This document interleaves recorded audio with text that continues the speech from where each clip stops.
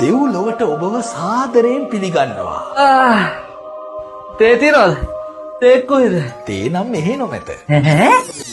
ඒ කියන්නේ මොකද? මෙහෙමයි දරුවා.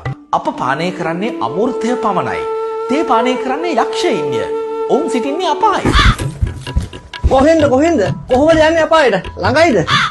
ත්‍රිවිල් දාගන්නවයිද? මේ ත්‍රිවිල් නැත දරුවා. අනික ත්‍රිවිල් එකෙන් ඒ ගමන යා නොහැක.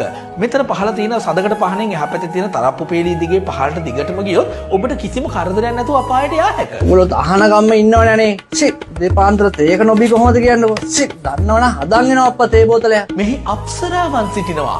අප්සරාවන්. අප්සරාව? උන් තේ බොනවද? නැත්නම් උන්ට තේ හදන්න පුළුවන්ද? තේ නැතුව මේ මගුලෙන් නිදලට තියනවද? ආන්නෝ. රෙද්ද. උන්ට ගහන්න ඕනේ බූහනස්සෙන් ඵලයෙන් අපායට ගිහින් වැරලියා. දෙකි. ඊළඟ